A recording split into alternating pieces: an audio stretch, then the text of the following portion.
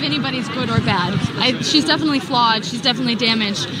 But she was very complex, and it was exciting to be able to play somebody with so many layers, because on the page she could seem bad, but once you understand where, her humanity and her emotions, then, who's the bad one? Hey everyone, welcome back. So, Blake Lively just picked up a major award. And honestly, so did Justin Baldoni. But here's the part that really gets under my skin. Baldoni, he's stuck. There is literally only one person in this entire situation who has the power to make it all stop, to just walk away. And that person is Blake Lively. Justin is just a passenger on a runaway train. He's a defendant. His options are to file motions and wait for a judge to dismiss it, wait for a settlement, wait for a trial. He's locked in. Blake, however, is the one driving this forward, full steam ahead, a full year after that explosive New York Times cover story. And now the industry is weighing in. The Hollywood Reporter just named them among the biggest losers of 2025. They landed at number 4 with a write-up that's absolutely brutal. It calls them locked in mutually assured destruction, a social and legal death spiral, where everyone involved comes out looking worse, and the only winners are the lawyers and us, watching with popcorn. How bad is it? The author of It Ends With Us, Colleen Hoover, recently said she's now embarrassed by her own book. Let that sink in. This highlights the core issue here. Blake could end this. She could move to dismiss. She could negotiate. Justin can't. He has no leverage. She holds all the power, and yet, they're both on this path of total reputational ruin. And the career fallout is impossible to ignore. Since this whole mess began, neither has landed a major role outside of projects they were already tied to. Blake had a simple favor too, but rumors swirl about her actual screen time. Justin, for whom this film was a huge break, has largely vanished from the big screen. You could argue the lawsuit is the reason, but I'm not buying it. If Blake Lively wanted to work, she'd be working. The whispers in Hollywood suggest a different story, that there's a real reluctance to get involved with her right now. What a staggering fall from grace. A year ago, she was on the front page of the Times being hailed. Now, the narrative has completely flipped to Blake is a liar, and this is a stupid feud. Personally, I hope Justin and his team make it through this intact. I don't see Baldoni as the villain here. I think he got entangled with the wrong people. His team, his PR, they don't look like the bad guys. It seems, to me, that Blake has executed a masterclass in media narrative control. And speaking of narratives, that award news is just the backdrop. Because right now, in a courtroom, a legal smackdown of epic proportions is unfolding.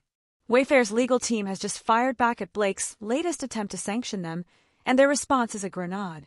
They're not just defending themselves, they're accusing her side of manipulating the media and abusing the court system. Last week we talked about how Blake's team seemed to be planting a story, alleging Wayfair's lawyers were inappropriately grilling her about her sexual history. Well, Wayfair's new filing addresses that head-on. They call it a self-serving tactic and state plainly, the deposition had nothing to do with her romantic history.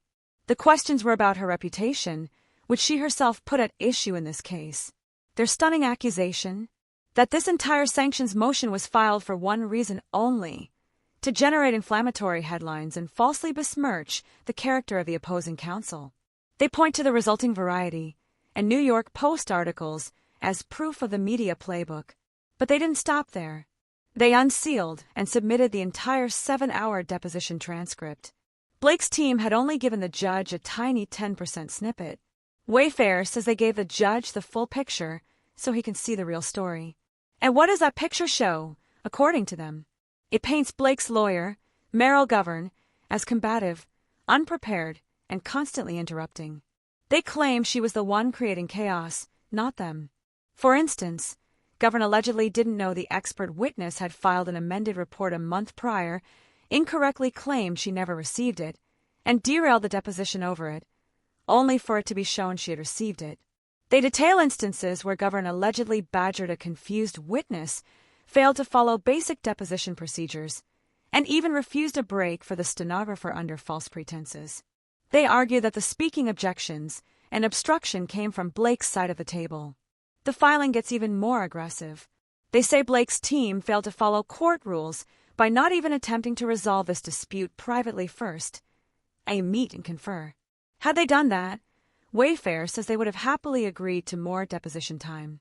They imply Blake's team skipped the step on purpose to run straight to the judge and create a dramatic, headline-grabbing court filing. Their final blow, they call the sanctions motion frivolous. They state, the only ongoing pattern is Miss Lively's use of the media to disparage others and to distract the public from the legal issues at hand.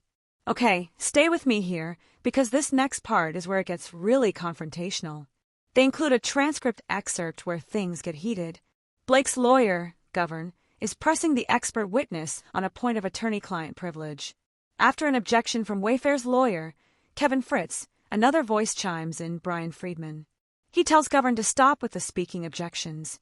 Govern tries to have him muted, saying he's not officially on the deposition call. Friedman fires back. It's my deposition. Yeah, that's right. And you're improperly handling it, and you don't know what you're doing or how to practice law. So, stop with the speaking objections. Let's get into the guts of their argument. So, this expert, Miss Alexander, was questioned by Blake Lively's legal team for a marathon 7-hour session. Now, in their filing, Wayfair's lawyers drop a crucial footnote that just pulls the rug out from under Blake's entire media narrative. They state plainly, Miss Alexander's deposition had absolutely nothing to do with Miss Lively's sexual or romantic history. Let me repeat that. Nothing to do with it. Yet, they argue, Blake's team attached an old, 3-month-old letter to their motion, complaining about exactly those kinds of questions. Why? Wayfair's filing calls it a self-serving move designed to mislead. They contend the actual questions were about Blake Lively's reputation, a topic she herself made relevant by filing this lawsuit. Here's their bombshell accusation. They claim the sanctions motion was filed solely to generate inflammatory headlines and falsely besmirch the character of the opposing lawyers. And they have proof. They point directly to the headlines that popped up right after a Variety article saying Justin Baldoni's lawyer's deposition behavior. Questions about her sex history should be off limits, and another from the New York Post about probing her sex life. Their point is, this wasn't an accident. It was a calculated media play. They went to the court, but they crafted the filing to guarantee a specific, salacious news cycle. This is something Wayfair's team claims they don't do, but that Blake's side repeatedly falls back on. Now, to the legal meat. Wayfair argues they played by the book. The rules say objections in a deposition must be concise and non-argumentative. They maintain their lawyers did exactly that. They objected cleanly, didn't use improper speaking objections, and let the witness answer almost every question. They then deliver a major gotcha moment. They reveal that Blake's team only gave the judge a tiny piece of the story, just 35 pages of a huge transcript, a mere 10%.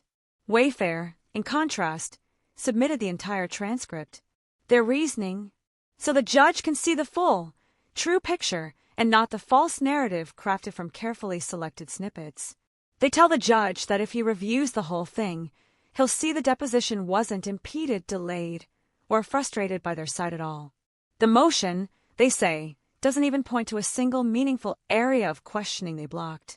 They turn Blake's own accusation around, arguing that a review of what she calls frequent speaking objections actually shows how trivial and unfounded her entire motion is. Then they get into a specific, brutal example that makes Blake's team look deeply unprepared. They cite page 59 of the transcript. The expert, Miss Alexander, says she just wants to confirm a document is her amended report.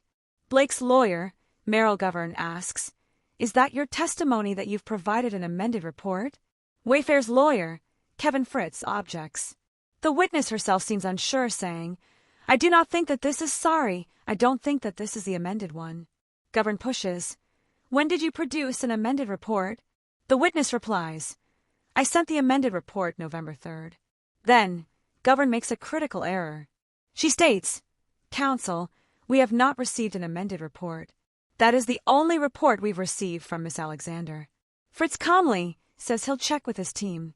But instead of waiting, Govern immediately calls for a break, declaring she won't continue the deposition if they aren't using the correct report. It creates a huge, disruptive pause. When they return, it becomes clear Govern had received the amended report a month earlier. The filing frames this as a major misrepresentation that unnecessarily derailed the proceedings, and credits their own lawyer with professionally steering her in the right direction. The filing goes on to paint a picture of Govern as chaotic and antagonistic. They note the expert had never been deposed before and was participating remotely. When their lawyer simply advised her to download an exhibit to view it properly, standard practice, it's implied Govern treated it as an interruption. Another example, Govern allegedly asked the expert to summarize a complex article from memory. When the witness was confused and Wayfair's lawyer asked for clarification on the question, the filing claims Govern launched into a tirade instead of simply rephrasing her request. The filing gets even more granular in its critique. They highlight another exchange where, according to them, Miss Govern interrupted a witness who was openly confused by a line of questioning. The Wayfair attorney's response was to simply suggest that Govern actually listened to what the witness was saying so she could clarify her own questions. Reading through all this detail, the irony is just staggering. Blake Lively's team is trying to paint Wayfair's lawyers as the bullies, but according to their own submitted transcript, it was Govern who was getting short, who kept interrupting, and who created this contentious back and forth over things like summarizing articles. They ended up in front of a judge over this deposition, with her side claiming misconduct, when this document seems to show she was a primary source of the friction. It's wild. After unpacking all of that, and they did attach the entire transcript for the judge to see, they move on to procedural violations. They point out several fundamental rules they claim Meryl Govern broke from the very start. First, they allege she failed to give the witness a standard instruction at the beginning of the deposition. Any lawyer taking a deposition is supposed to tell the witness, "If you don't understand a question, please say so, and I will rephrase it." They claim Govern never did this. Second, they address Blake Lively's specific complaint that their lawyer sometimes told the witness to answer if you can, or answer if you understand. Wayfair argues this is not improper at all. In fact, it's a normal, even necessary, reminder to a witness that they should answer a question that has been properly put to them, despite an objection from their own counsel about the form. They then flip the script, providing what they say is a real example of an improper speaking objection. They point to a different deposition entirely, the deposition of non-party Jenny Slate, taken by another one of Blake Lively's lawyers, Ezra Hudson. They filed excerpts from that deposition as Exhibit 2, though it's currently sealed, so we can't see the details. But the implication is clear. They're saying, "Your Honor, if you want to see misconduct, look at what her own co-counsel did over here." Third, they call out Govern on a really bad look regarding breaks. They state she never informed the witness she could ask for a break. Then, when Wayfair's counsel, after 2 hours of questioning, appropriately suggested a break for the witness and the stenographer, Govern inexplicably took issue with it. Even worse, they claim she tried to refuse the break by saying there was a question pending. The stenographer apparently had to step in and confirm that no question was, in fact, pending. They frame this as petty and obstructive. Their overall summary of the deposition is that, aside from these disruptions caused by Govern, the questioning actually went relatively smoothly, especially after the parties had to conference with the court midway through. They argue Blake Lively has completely failed to show any substantive area where the deposition was truly impeded. The filing then delves into the core legal dispute that sparked all this. Questions about what the expert witness, Miss Alexander, was told by a separate law firm not directly involved in this motion. This gets into attorney-client privilege and work product. Govern was pressing Alexander on who she spoke to at the Shapiro/Bach firm and what they said, and Alexander, on advice of counsel, wasn't answering.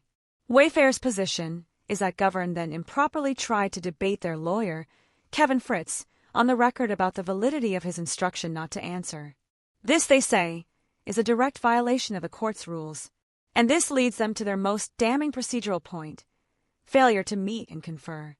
They emphasize that Blake Lively's counsel never attempted to resolve this dispute privately with them after the deposition, or even during a break, as required by the court's rules. They state bluntly that the motion should be denied for this reason alone. Then they drop what is essentially a legal mic drop. They say, had Blake's team simply followed the rules and talked to them, they would have agreed to a short, remote follow-up deposition specifically on that narrow topic.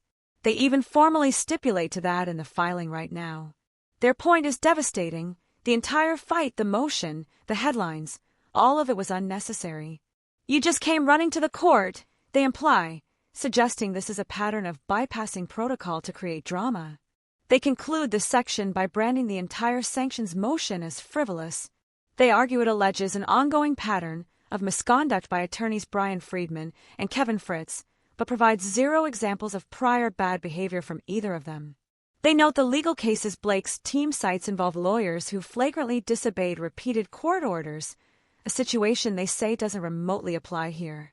The only pattern they acknowledge, the only ongoing pattern, is Miss Lively's use of the media to disparage others and to distract the public from the legal issues at hand. Wow. Just damn. Now, there's a crucial footnote here that perfectly encapsulates the whole mess. It reads, and I'm paraphrasing for clarity, ironically, it was Miss Govern's own improper attempt to debate counsel during the deposition that prompted Brian Friedman's request that she cease such misconduct. Let's break down why that's so important. The filing clarifies that previous citations about attorney conduct, referencing someone named Jamie Heath, are from a completely different situation about lengthy breaks, and didn't even involve Friedman or Fritz. They're essentially telling the judge, look, our guys aren't the problem here. The pattern of disruption starts and ends with the other side. Their overarching argument is becoming crystal clear. They believe Blake Lively's team deliberately skipped the proper legal channels. They are convinced this entire sanctions motion was crafted with one primary goal: to launder a false narrative to the media. It's a direct, intentional distraction from the substantive legal issues of the case itself. And honestly, looking at the sequence of events and the resulting headlines, it's very hard to disagree with that assessment. To really drive this point home, they direct the judge's attention to a pivotal moment very early in the deposition, and they include the raw transcript. This is where we see the hostility ignite. It revolves around attorney-client privilege. The expert, Miss Alexander, is being questioned about conversations she had with lawyers from a separate firm during her vetting process. Govern asks if she understood they were speaking to multiple people. Kevin Fritz, representing Wayfair, interjects, "Attorney-client privilege. I understand your position. Are you following your counsel's advice not to answer questions?" Fritz confirms she is. The witness says yes. Govern presses on. "Can you articulate your basis for instructing her not to answer?" Then a new voice, Brian Friedman, enters the fray. "Can we stop with the speaking objections?" Govern seems thrown. "Sorry, I don't know who that is." Fritz identifies him. That's Brian Friedman. What follows is a tense, deteriorating exchange that reads like a legal courtroom drama. Govern tries to assert control, telling Friedman he needs to stop, that he's not officially entered on the deposition call. Friedman fires back with stunning bluntness. "It's my deposition." "Yeah, that's right. And you're improperly handling it, and you don't know what you're doing or how to practice law. So, stop with the speaking objections." Govern, flustered, calls for him to be muted. Friedman retorts, "You're instructing your own counsel not to give speaking objections." "It's my deposition. You're the one giving speaking objections as your mouth is moving right now." Govern then turns to Fritz, demanding he control his co-counsel or she'll seek relief from the court. The tension is palpable through the text. Here's the critical legal breakdown. According to the federal rules of civil procedure, once an attorney instructs a witness not to answer on grounds like privilege, that should be the end of it. The questioning attorney is supposed to simply note the objection and move on, reserving the dispute for a later motion to the judge. But Govern didn't move on. She engaged. She debated. She demanded explanations on the record. Wayfair's team argues this is the misconduct, using the deposition transcript not to gather facts for the case, but to stage a live debate about legal procedure. Friedman's explosive interruption, while undeniably harsh, was a reaction to what they frame as her unprofessional and rule-breaking persistence. So, let's talk predictions. Given the totality of this evidence, the full transcript showing her team's conduct, the clear failure to meet and confer before running to the judge, and the obvious media play, I highly suspect the sanctions motion is going to be denied. Flat out, I doubt the judge will award any attorney's fees to Blake's side. The most likely outcome, in my view, is the judge will say exactly what Wayfair has already offered, schedule the extra hour on the narrow privilege topic and stop wasting the court's time. The fact that they've already stipulated to that makes the whole motion look even more like a theatrical performance. I believe the core reason they avoided the standard meet and confer discussion is because they didn't want a quiet resolution. They wanted the controversy. They wanted the headlines alleging misconduct by Baldoni's team, because the reality, as this filing painstakingly tries to prove, is that the argumentative behavior, the rudeness to the witness, the procedural chaos, originated from their own side of the table. Long story short, Blake Lively is now formally accused in a legal document of misusing the court docket as a public relations weapon. This judge has a reputation for not tolerating games in his courtroom. We'll see what he decides, but this is unquestionably a devastating legal and reputational setback. From Hollywood's It Girl to being called out like this in a federal filing, it's a complete embarrassment. All right, I want to hear from you. After seeing this breakdown, what's your take? Do you think this response is a knockout punch, or does Blake's team have a countermove? Who do you believe the transcript really favors? Drop your honest thoughts in the comments below. This is a fascinating discussion. If you found this deep dive into the legal trenches insightful, make sure you give this video a thumbs up. It really helps the channel. And most importantly, if you haven't already, subscribe and hit the bell notification. This case is moving fast, and you will not want to miss the judge's ruling. I'll be breaking it down as soon as it happens. Thanks so much for watching. I'll see you in the next one.